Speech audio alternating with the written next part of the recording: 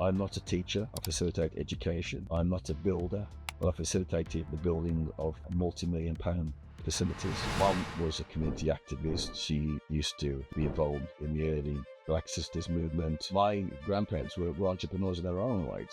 My aim was to try and become mainstream. And we came up with a policy paper called Economy of Together.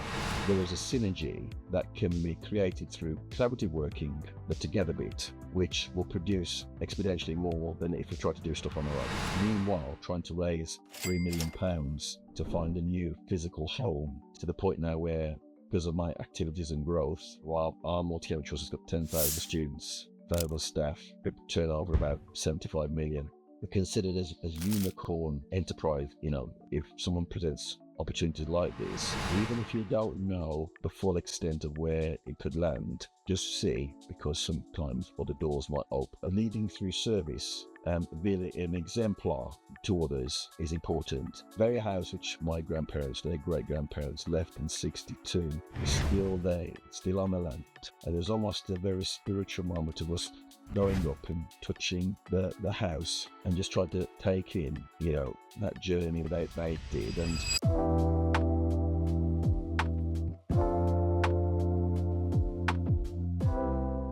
welcome to another episode of Everyday Leadership. And today I have the absolute pleasure of talking to someone whose career is just a lot. Kevin Davis has done a lot. He is a social entrepreneur. He is the founder of the Swell. He is the CEO of our Goldmine Trust group, the social enterprise, and they prepare young people life.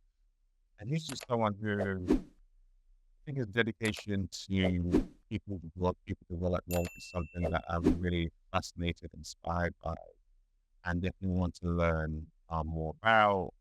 Just recently, he's been appointed the Deputy Lieutenant of the West Midlands as well, which carries its own set of responsibilities. But Kevin, it's an absolute pleasure to have you on the podcast.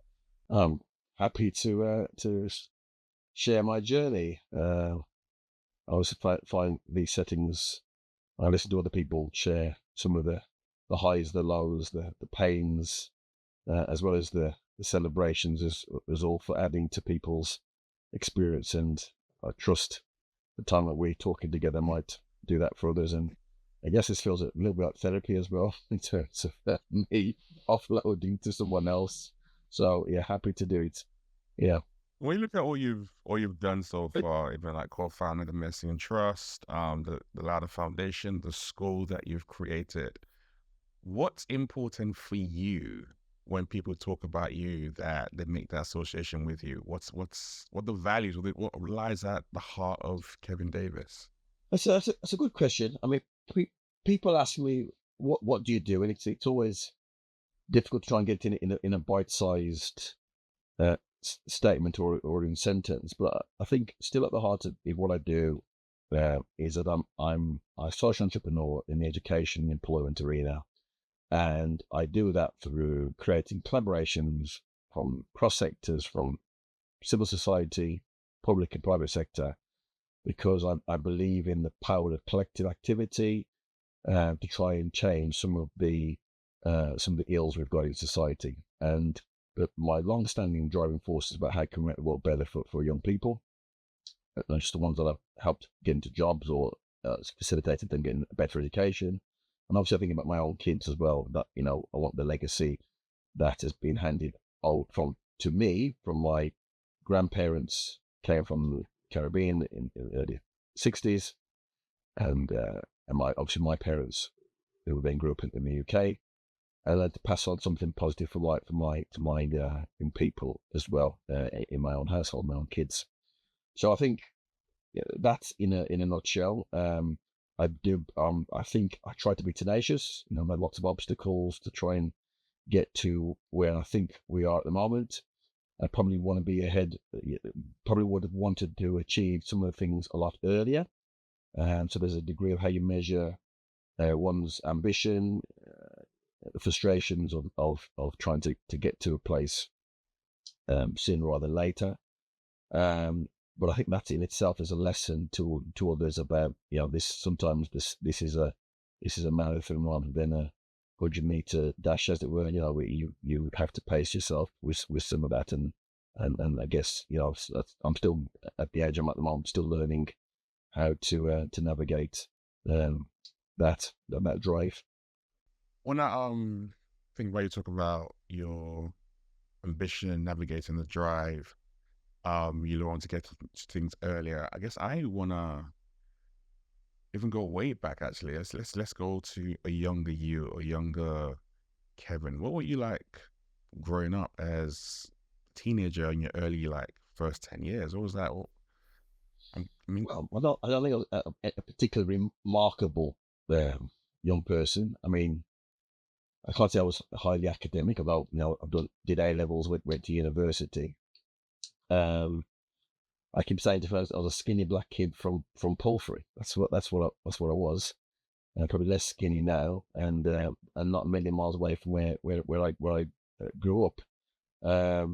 Mom raised us on her own, although me and dad great relationship now, but mom raised me and my brother on her own. So I had a very feisty mother who was zealous for us getting somewhere, to the point where she moved me from one school to another against our better judgment at the time, because she felt it wasn't giving us the education that we needed, or we were being typecast into aspects of learning or career paths that that were being stereotypical for Afro-Caribbean men.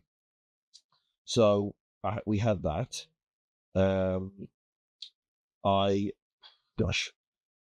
was head boy at school for its worth. So I think there must have been something wow. about me wanting to or demonstrating aspects of leadership or something that people might want to pull out of me. And I think at the time obviously it felt like an honor, and I suppose it sort of set me on a bit of that path to say, actually, there's some expectation on you. I think I've been living in part about trying to realize the expectation of those around me to some extent. So you're a kind of kid who is the popular child. You knew how to talk to people. You were great with teachers. You got good results because typically the head boy is that kind of person who's the popular person Well, I mean, who's I mean, I don't think they give the head boys to students that are constant pains to teachers. I can't say that again. I said I wasn't top of the class. I find academic study a chore rather than a joy. I've got my first degree. I've done a MBA, but it's not something that energizes me. But it's a means to an end, which what my mom always taught us about education being a route, a passport to moving on, despite the challenges some of our communities face. But clearly, it might have been, I was good at talking. I was good at making the teachers laugh. I would contribute in debates. I would be involved in activities at the school, extracurricular activities that the school wants. So I guess that side of it might have been what they were thinking of. And I think I was the first black head boy, Afro-Caribbean head boy in our school. So again, there might have been something about them thinking it's time, and Kevin might tick that box. oh, when you talked about the fact that you already had that mantle and part of you in a sense kind of lives up to it. At that point in time, did you have a sense of what it was that you wanted to do? Because like I said, your mom said you had to do something. She was moving you around from an education perspective to get a good life and a good career path. Do you know what that was at all? No, not really. I can't say that this has been a straight line, because it hasn't been. You don't have in the careers advice session the path to become a social entrepreneur. It's not put on as the career routes on there. And I think that banner of social entrepreneur has given me the flexibility to pivot, to realize opportunities, or try and monopolize activities that would lend itself to the things that I've tried to do over the last 27 odd years.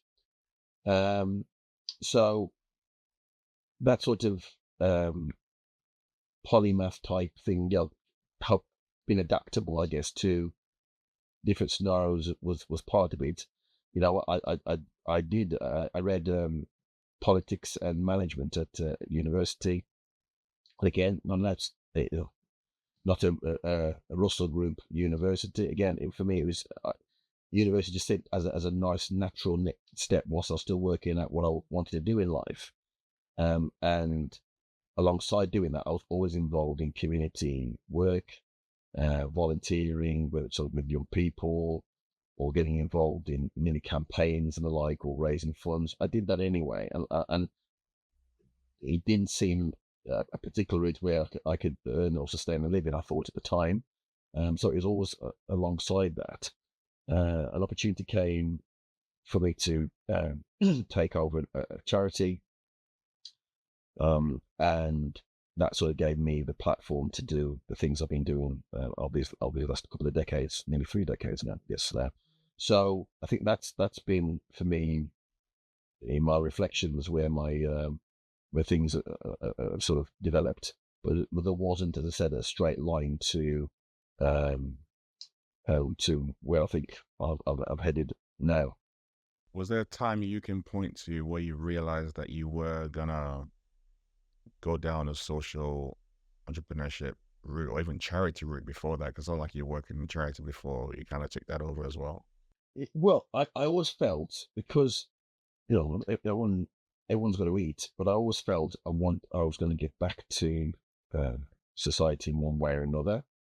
So again, whether that was working as a youth leader, whether that was volunteering with various charities, get involved in various community activities, I was always going to do that because that's where I guess I felt it was right. Local church I was part of was very active in the community, so for me it was always a given, and that was going to be part of what I was going to do, irrespective of whether it was going to sustain me for in terms of financial life. It was going to sustain in terms of my sense of well-being and my values in terms of trying to contribute to the community.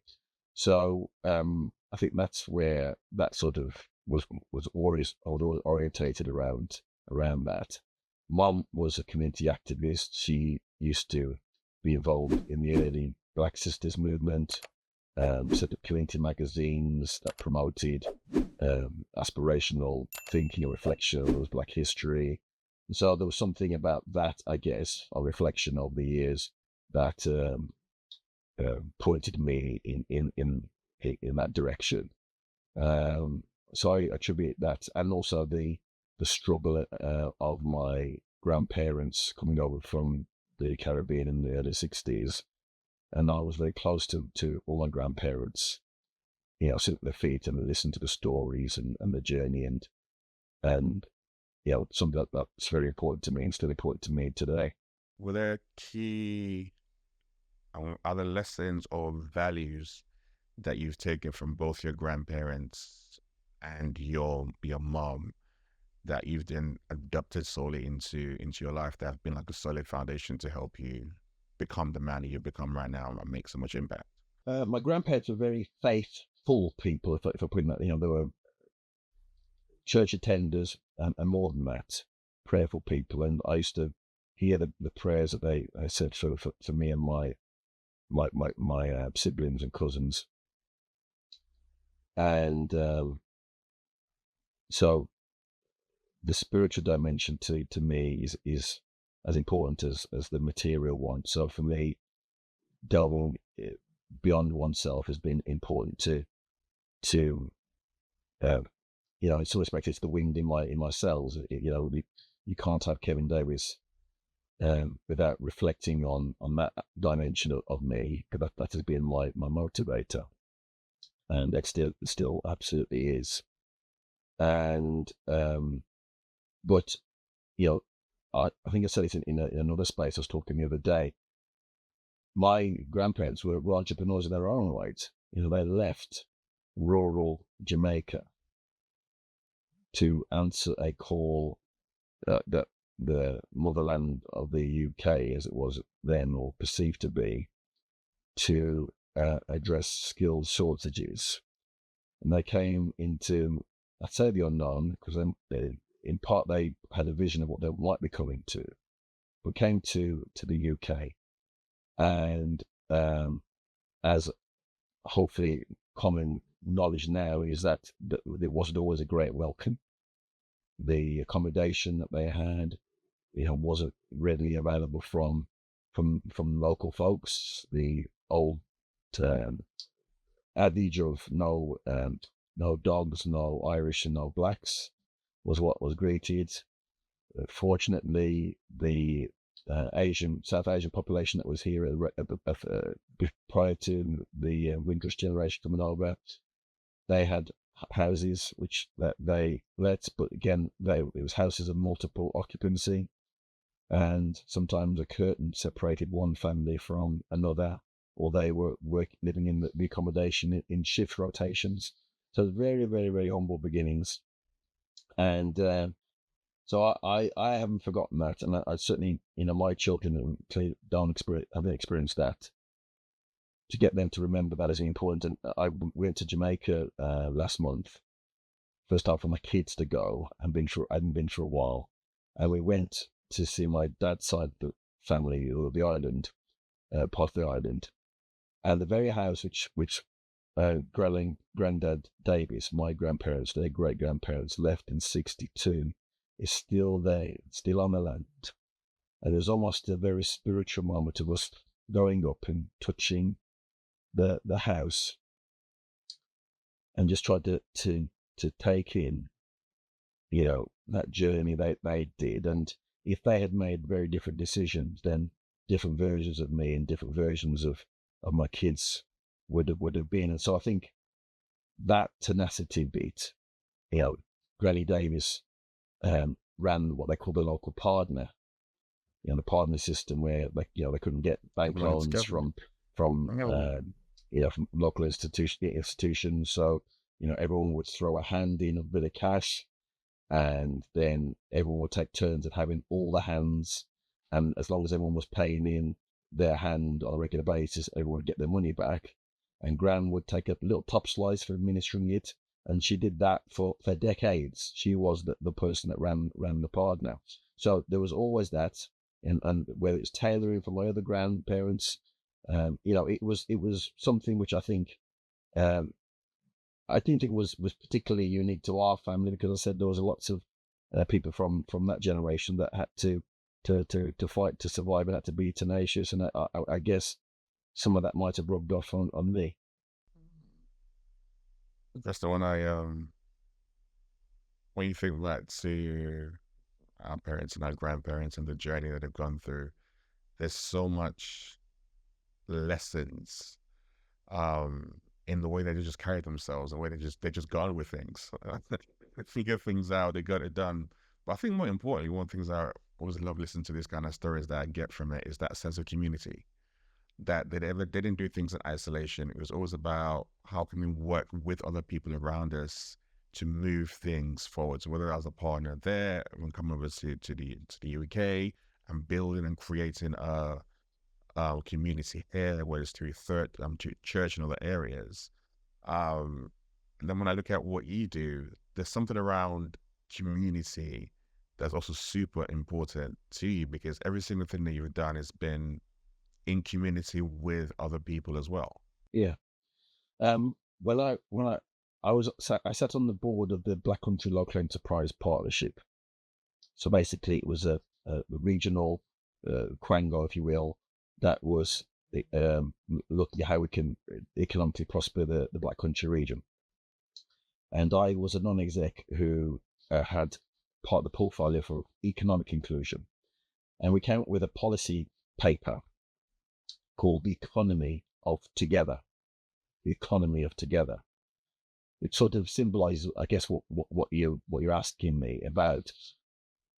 there is a synergy that can be created through collaborative working, the together bit, which will produce exponentially more than if we try to do stuff on our own. The economy of together, sort of double meaning to it. And there's a policy paper which we got all the local authority leaders to sign, colleges, private sector people to say, what can we do to tackle the issues around employability, equalities, environment, and health inequalities. And it's something which we're still working through today. So for me, that principle has been, it is important. And the root of that, I guess, in part, goes back to my when I took over the Wine Trust in 1997. Well, just for your viewers, the churches of Walsall took over the worst pub in the town. I say worst pub because some people might like that it was renowned or infamous for drugs and prostitution on the outskirts of it.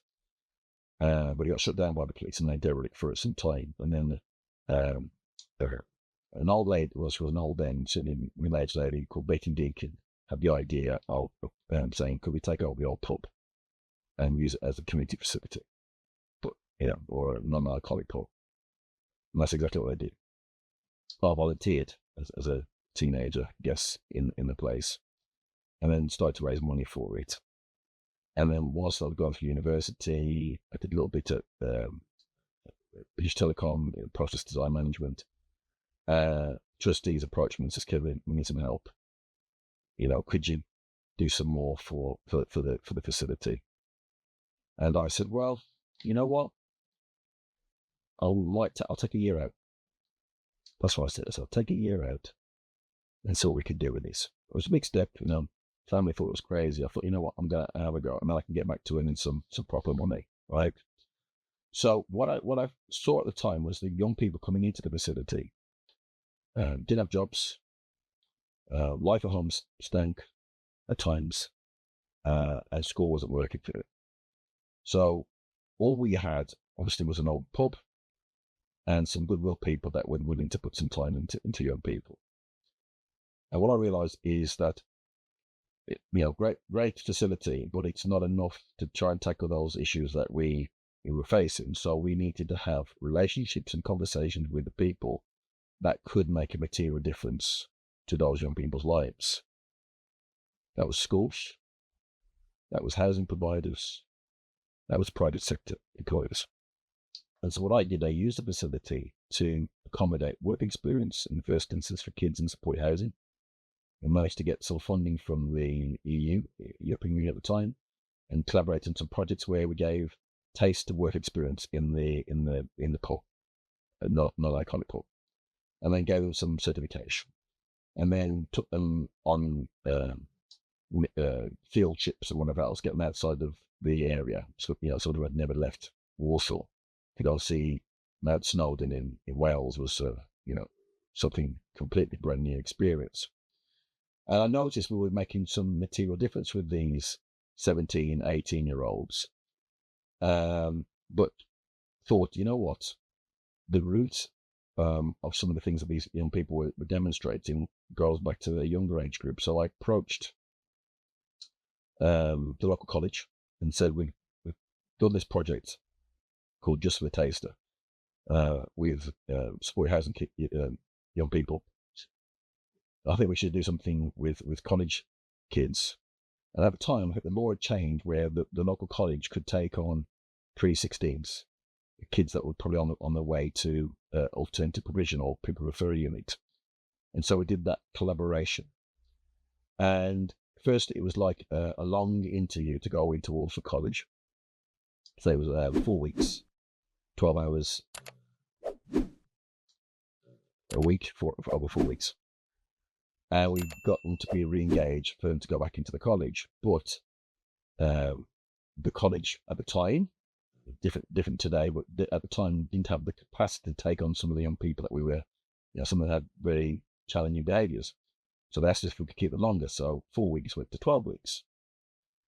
And then 12 weeks went to 25 hours a week. And what we hadn't clocked is when you go from part-time to full-time, you have to formally register the Department of Education.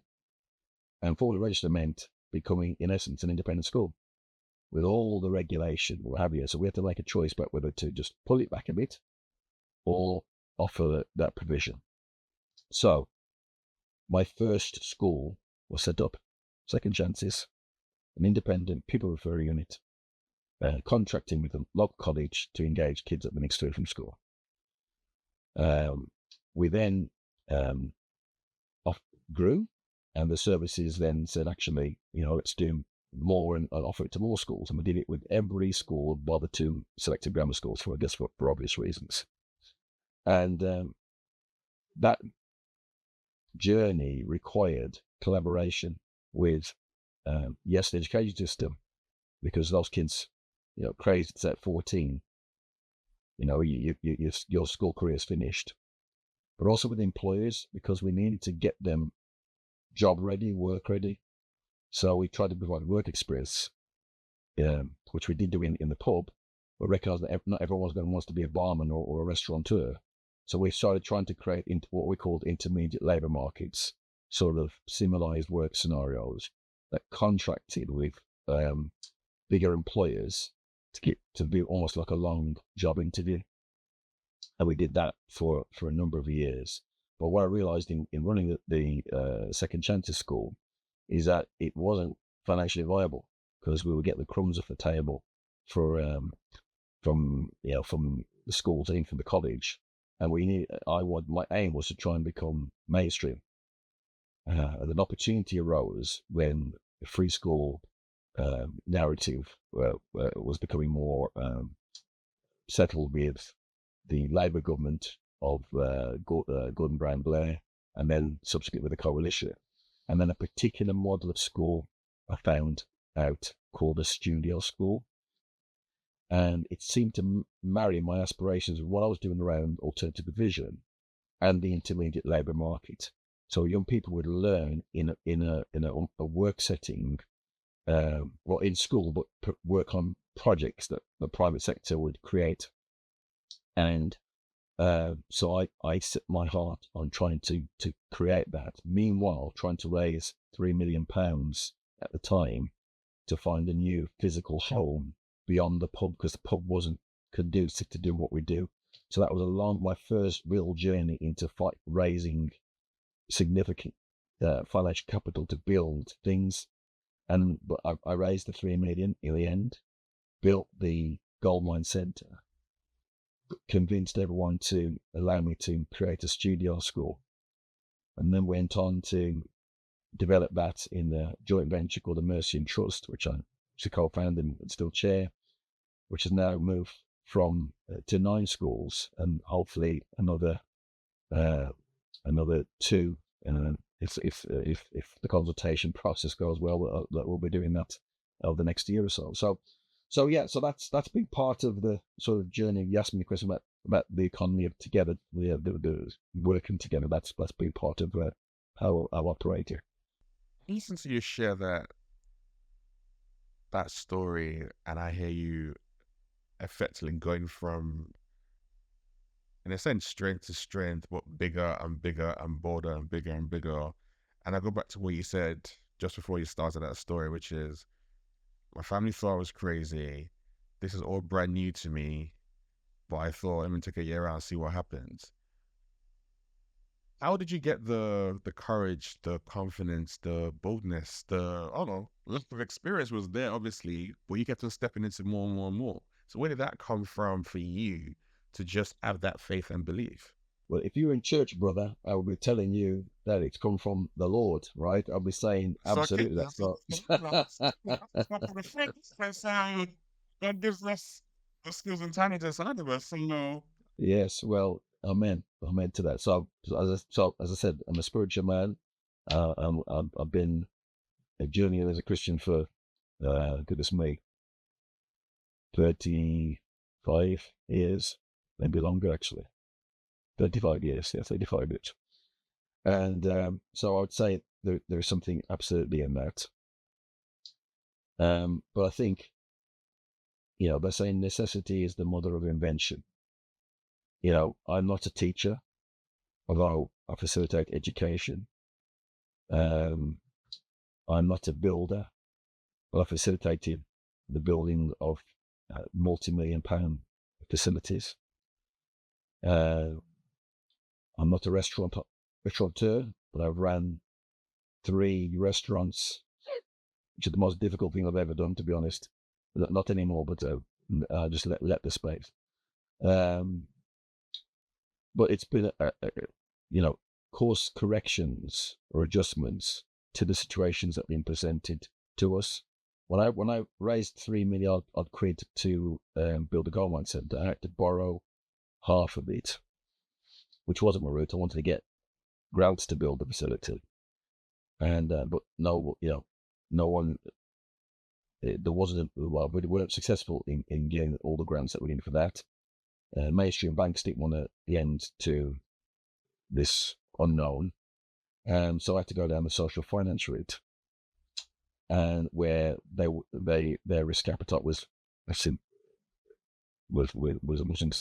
extensive as the mainstream banks, but they also believed in the social mission, what we're trying to achieve, and so we got the investment again, which was with no it was a challenge to get it, prove the business case and what you're trying to do, and that's exactly what I did. And in some respects, that also sharpened my commercial angle and skills, because these are repayable monies, investments, and you have to find ways of trying to raise additional capital, because you couldn't earn any money or make any profit out of the schools. It was not allowed to do, so we had to sweat the asset in all different ways, and also looking to commercialize the work experience partnerships we had with some of the big businesses. I'll give you one example, which when I was doing, I told you earlier about the work with the support housing projects, one of the intermediate labour market opportunities we had was working in furniture. And when I moved one of our restaurant intermediate labour markets to one of the bigger commercial companies, it was IKEA, in fact. And I think they were extending their store in Wednesbury, which is near Birmingham, and they needed the works canteen. So we ran the works canteen. I employed these young people, and then one day we got a call from IKEA saying, we've got some furniture which we need to get rid of. Some of it's damaged, some of it you might want to you could put together, but it's up to you. But you got to take all or nothing. So come and have a look at it. So I went to this warehouse, and do you remember the film Indiana Jones and the Raiders of the Lost Ark? Right, the very end scene of that film, where they've got the Ark of the Covenant in a crate, but it's in a room full of thousands of crates. It was exactly like that. So I saw these pallets of furniture, 90 pallets. So I said, okay, I'm gonna have somewhere to store it. So I rang up one of our landlords for one of our facilities and says, I need to hire out the ground floor of the warehouse. I want all this furniture put in there. Can we do a deal? Did the deal. Got this furniture. Some of it we put together and we sold. Some of it we gave away. But whilst we were doing that, our young people were learning good skills. IKEA agreed to give them a certificate to say, hey, they've done a good job and a bit of work experience. And we did that. I thought that was it. And then I got another call. Ring. IKEA again. Kevin, our contractor is putting our bargain corner furniture together is behind. Do you think you could send some of your supervisors and young people over just to get the backlog over? I says, fine, you've done us favours, so I'm happy to work with IKEA. Did that 1 weekend, 2 weekends, 3 weekends. So I just said, hold on a second, IKEA, this is a commercial situation. This is, I'm happy to continue, but you're going to have to start paying us to do it, right? So we came to a deal, and that's where Project 390 was born. Now you're going to ask me what's the significance of 390? Well, 390 was the internal code IKEA gave to reject furniture that still has a marketable value, right? And I thought that was symbolic of the young people that we were working with who had been written off, right? But if you put time and energy back into them, you can get back into the marketplace. So that's what we're doing. So we did that with the Wednesbury store. The store manager left Wednesbury and went to run Wembley. Wembley was their biggest store. And they said, oh, it's a shame you're not in Wembley. We could have done that project with you down there. I said to them, well, why not? I had nobody in Wembley. At the time, it was your kids won't know, but it used to be a book called Yellow Pages. So it wasn't Google where you search, it used to Yellow Pages. So I found a charity that sort of had our values. And we said, we've got this opportunity, we'll employ some of your people. If you've got access to young people as well, we'll do it there. But IKEA don't want us to do flat pack assembly. They want us to do picking. So you pick what the customer wants and you bring it to the till. So we did that. We worked here.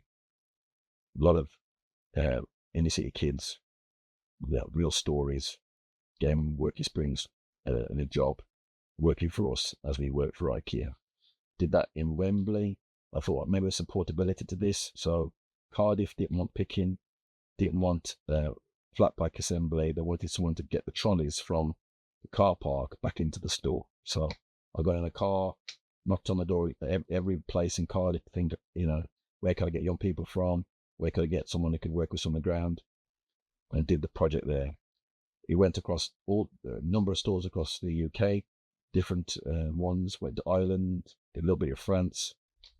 And that in itself gave me some of the credentials that maybe the Department of Education wanted to know, that when I went for the studio school, that I understood employers because I'd done that work with them. So for me, that's been, I did that with me for 10 years with IKEA. 10 years we did that scheme. So yeah, that was very challenging, at times, but it was a really very rewarding. Yeah. It's amazing how something as simple as they did you a favor can flow into that, because even the willingness to be like, after like 3 weeks, a month in, to be like, actually, you know what, this is different. Some people will be scared to be like, oh, can I actually ask? Can I make this a commercial opportunity? But you still have that willingness to ask the question. If you don't ask, you don't get. So you ask the Exactly. question, you let go to something else. Yeah. When one thing you said earlier on, when I think about you describe all these different things, you talked about patience and how you'd like to done some things earlier on, but you've had to learn to be patient. Yeah. And I think that's probably one of the most challenging things with people generally. It doesn't matter what walk of life you're in, even if it's just a student, let alone in the corporate entrepreneurship. Being patient and having that delayed gratification is quite tough. How have you learned how to be able to, I guess, cope with that, deal with that, navigate that in all the different things that you've done? Well, it's something I still wrestle with. Trust me. I was talking to some folks the other week. There's some ancient wisdom which I've journeyed with and I still journey with. And paraphrase, it says this: though the vision tarries or delayed, wait for it. It speaks, it doesn't lie, it will surely come to pass. So there's something about having a vision in the first place and articulating it in such a way that others can run with you and get it written down, and you pull it out when things don't lend itself to what you hope it to be, whether it's on your iPad or all the stuff on my iPad or on a journal. And then be patient, be tenacious in achieving that. As I said, it took me 10 years to raise 3 million quid for the Goldmine Centre. And then when we built the studio school, I knew the school was going to grow and needed more space. It took me another 6 years to convince people that it needed the space, although I told them at the beginning to raise another 2 million, then turned out to be another almost 20 million in the end. If someone told me I need to raise 20 million at the beginning, I probably would never have started, right? I could just about believe for 500,000. Then the project grew and he did uh, a million, it turned into 3 million, and then it's grown. It's good. So that came through the creation of my second school, which is the ladder school. So my first school, the second chance, I said wasn't viable, and I shut it down in the end because it just wasn't financially viable. The resource it needs to have high quality education. We had a bad Ofsted because of quality issues, and I said, as the proprietor, I had to say, this is a reputation not good for us, and it's not good for the students, so I shut it down. But I hadn't given up on alternative provision. So once we'd set the studio school up, which is not alternative provision, not approved, but we did have students that might have ended up in approved in the school. I'd set my mind of setting up a mainstream alternative provision. And when we opened the studio school in 2013, I laughed now because I had a call from a contact from the Palace, Brooklyn Palace, and said the patron of the studio schools movement is coming to Warsaw and wants to do something. That's the way he could come and open up the Goldmine Centre, and he could come and open up the studio school. Right? So, we'd do this big Razzmatazz event. Great, get up the studio school. This particular royal, I'll keep saying particular royal, came with his entourage, ate in our social enterprise restaurant, served by our social enterprise kids, went over then to our studio school. We had aspects of performing arts, so the kids were singing and dancing and where else. And we had our friends from IKEA there, and wherever else, everyone was all there. And then one of the aides to the particular royal had said, really just that work you're doing with IKEA. In London, this particular royal is the patron of a campaign that the Evening Standard newspaper run. And it's about getting big businesses, Goldman Sachs, Metro banks, as well as, the small plumbers from Shoreditch, wherever else, take on apprentices. There's a time when youth unemployment in the capital, as around 2012, 2013, was high. Boris was mayor at the time then. And I said, do you think that's something that the Black Country area might be interested in? I said, okay, well, I'll have a chat with our version of the Evening Standard, Express the Star. I'll talk to Chamber of Commerce, councils and employers to see if we could try and create 500 new apprenticeships over the year. And that's exactly what we did. We created a ladder for the Black Country. And it was a success, and the news group behind the Express and Star said, could we do this in Shropshire? I said, okay, well, I'll have a go. Have some conversation with people over there, different issues, rural unemployment. But we did it. We did that. And then in 2016, I gathered all the ladders that we'd done together, London, Black Country, Shropshire, and then subsequently Staffordshire, to a celebration event at St James's Palace. And I was, emceeing the activity, gathering together employers, apprentices, news, media barons, and obviously this particular royal we had at the time. And folks might be guessing why I keep saying particular royal, because they're less royal today.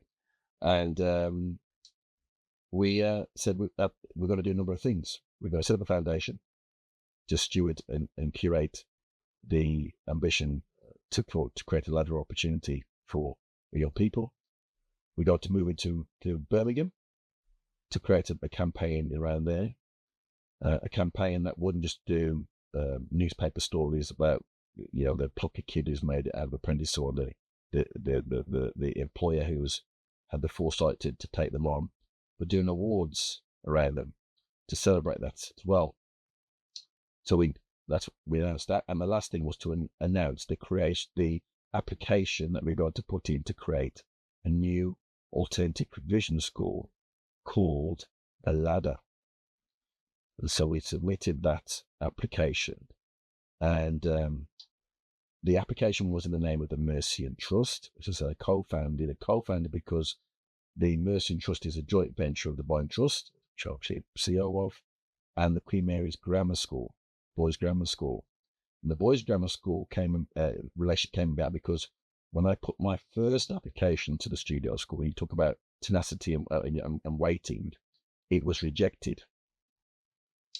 It was rejected because our partner at the time, a college, at the 11th hour pulled out of the application because the principal of the college had moved on, and the governors wanted a sort of moratorium on new ventures, which was okay for them, but not okay for me. So when my application went in, the questions came back, no, where's the college that you've been talking about? So I was faced with a dilemma. Do I just carry on doing what I'm doing, or do I try again? Well, try again I did, but I recognise they clearly wanted the comfort of having a more established education provider around. So I approached the grammar school, whose sixth formers were mentoring some of my students, and said, hey, you need to spread your academic glory around, you need to be seen less elitist. Here's an opportunity for you to do it. And we put this submission in, and great, studio school was approved. And then we learned to work with each other for a while and said, okay, let's create a joint venture, seed our two respective schools. They had the girls' school as well, and obviously my schools that I created. And then we took over two big comprehensives and formed up the Mercian Trust. And that's exactly what we did. And then the Ladder School came out of combined resources of the school that we got. And that's now one of the centerpieces to the St. Matthew's Education Quarter we've created. Studio School, Ladder School, and more recently now our Digital Skills Hub is about to open as part of that. Part of the sort of regeneration piece and narrative for what I'm about, the physical as well as what we're doing here for people's lives.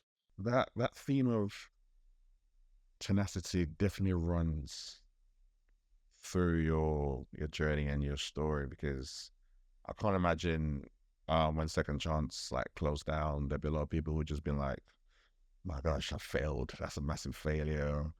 It's a mark of my reputation. Like you said, all the things you went through then, and that's it.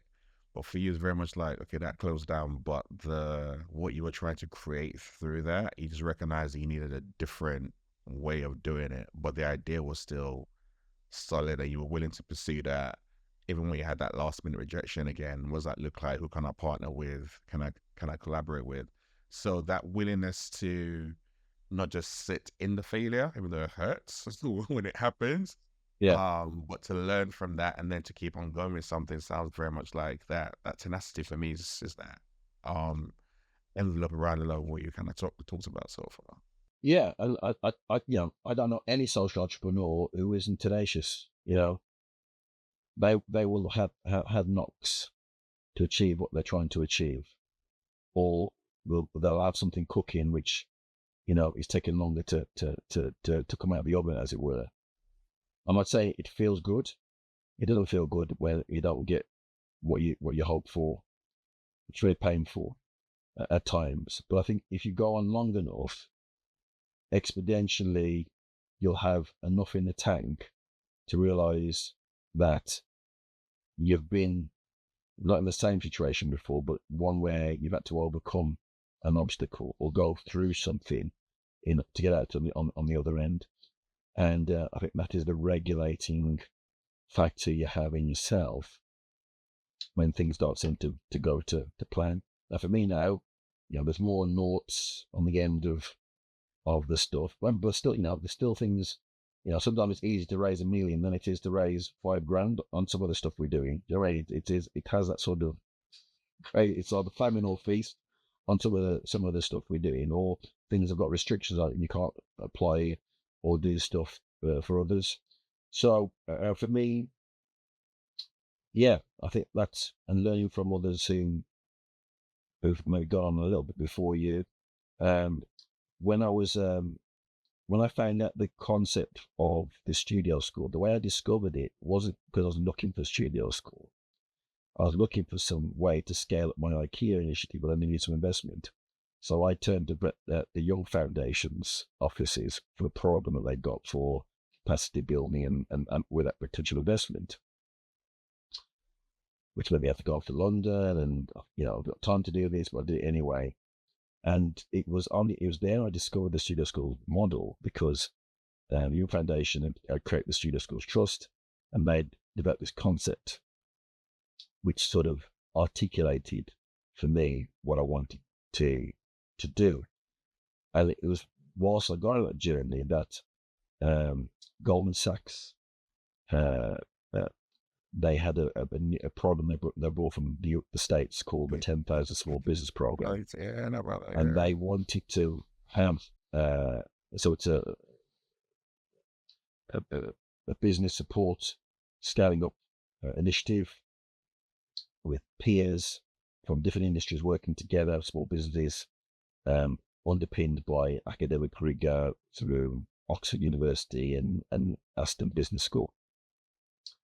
And your foundation were asked, any social entrepreneurs who might want to come on the scheme, and they approached me. Do I do this thing? I says, no, I have the time to do that. I'm doing what I'm doing. And I said, we're really good for you, to get out of the office and have the perspective. And I said, okay. So I had to go for this interview process, which, hold on, I'm doing them a favour, not the other way around. It felt like it was real rigor and police checks and all sorts. And I accepted it back in 2010, I think it was 2010 or 2011. And I think learning new skills, growth plans, people that can work alongside you, a bit more business rigor helped me in that journey. And I've been journeying with the Goldman Sachs 10,000 Small Business alumni for the last how many years, to the point now where, because of my activities and growth, while our multi-academy trust has got 10,000 students, valuable staff, turnover about 75 million. We're considered as unicorn enterprise, in status in terms of what I've been involved with.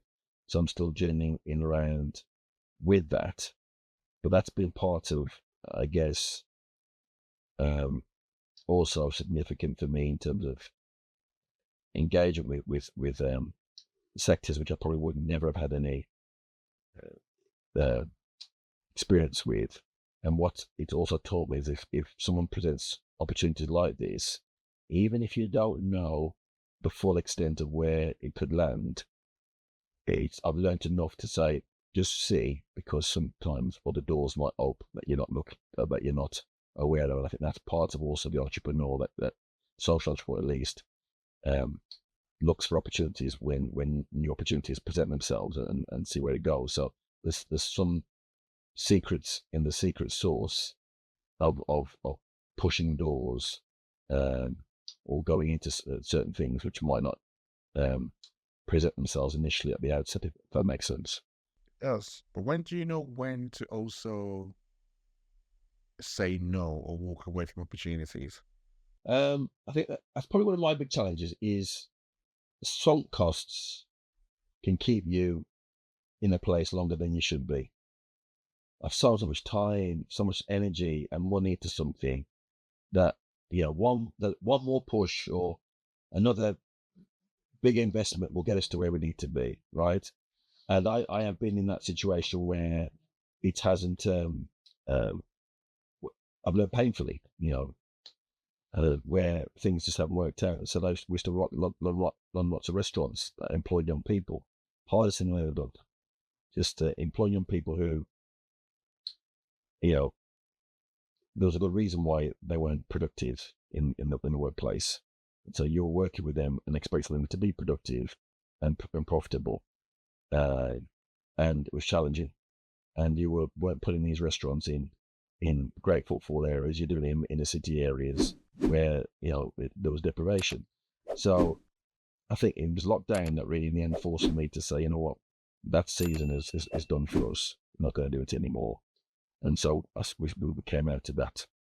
And I think that was painful for me because it had its roots in where we started with our sort of first intermediately labour market type venture. But it was necessary for us to do that. And there's been more focused on some things that we're involved with now. But I think that's the shadow side, I guess, of tenacity is that you don't give up when obstacles come, but sometimes you should give up when it's not the right thing for you to do. That makes sense. And find the balance between understanding when where that is. The bottom line is part of the challenge, I guess. So though you've done, if I was to then ask you, what are you most proud of? It doesn't have to just work, but what are you most proud of? Your journey so You know far. what? My wife tells me this is that I should do more reflection. I instead of sitting back and thinking, you know what, that was a good job there, or well done, I'm thinking about the next thing to do rather than saying, hey, that's where. And I think, you know, part of it is about, I don't know, you don't want to become too, think too highly of yourself. You know, you stay humble is you know, it's been part of that. I think that's always part of it. But but because I've been a bit more reflective or told to be, November 2002, we opened up the ladder school and the extension to Author Studio School. And the team at the studio school said they wanted to name the new Alex what's called the Davis Centre, which I was extremely honoured for them to do that. And I was actually glad they called it the Davis Centre rather than the Kevin Davis Centre, because when we did the opening, cut the ribbon, I dedicated the facility to my grandparents, and said we had passed, my grandma passed the 18 months prior, and I told it in the opening that the story I told you about them they're coming over from rural Jamaica, and the other stories of other people who've come and added value to the UK. For me, I think that was a very particular poignant moment. And all the accolades or awards I've had over the years, I think that was the most where we really hit home, really, I guess. Yeah. And we're fast coming to the end, but it's two questions because I want to ask you. One, you talked about your faith a lot and how important it is for you. Even that verse you showed earlier, Habakkuk 2:3 is one of my favorite verses. I'm curious, do you ever get any times when there's a clash between your faith and work and partnerships, and how do you handle that? Kind of that can be quite challenging for people at times. I think in the very early days, I think they did. I mean, people were suspicious of that. Well, why are you doing this stuff? And you know, don't bring your God stuff into our situation. Yeah. I'm less concerned about it now because you know I've got enough behind me to prove to people that you know that what we've established, schools and getting people into jobs and wherever else, is there. You can't argue with a record. And I say to folks, you don't get that without this. Well, that's who I am, and that's part of me, right? So you can dissect it wherever you want, but for me, that is who I am, and I'm unashamed about it. I work with everyone and anyone, people of faith, no faith, and different faiths. It's part of the economy together, and I respect people for their values and what they believe in, and I hope people will do me the honor of doing the same. So, you know, I think we live in an eclectic society where there's a pantheon of ideas. My Christian faith is one of our should have an equal right to articulate itself in that pantheon of ideas, and that's what I do. And so no, I think you know, and there will be clashes, I guess, at times. You know, I think I had when I set up the studio. Okay, when I set up the studio school, the Humanist Society came after me. Or put something up saying, "Oh, Gove approves its first Christian studio school." Now, we weren't set up a Christian studio school; it was a studio school, right? The fact that the Wine Trust had Christian ethos behind it was an excuse for them to and so I had an exchange with them about it. So I think that was probably one of the more material clashes with it, because obviously they don't want faith in any school. So I think that's probably where that touch point is. There might be others, but nothing that's kept me awake at night. Certainly in recent years. I mean, I,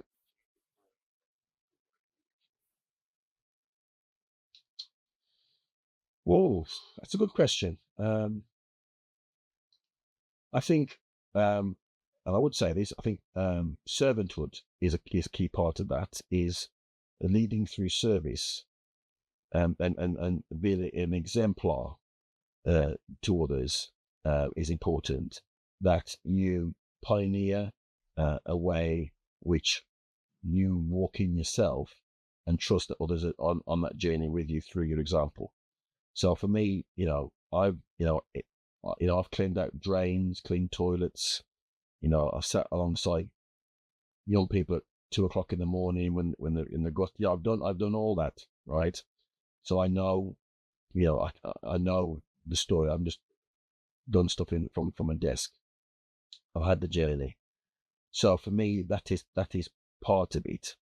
I've taken risks, and I think again that is part of leadership as well, and also had the difficult conversations as well. And I think that is part of uh, leadership for me. So servanthood, being an exemplar, are all part of that. and I must admit that when I listen to you describe that, when I read about your experience of the last 30 plus years, roughly 30 years or so, listen to you talk today, that someone who definitely comes through. Like, you've modeled that behavior, you've inspired that behavior in so many different ways, and the impact you've had on the lives of people um, is absolutely amazing.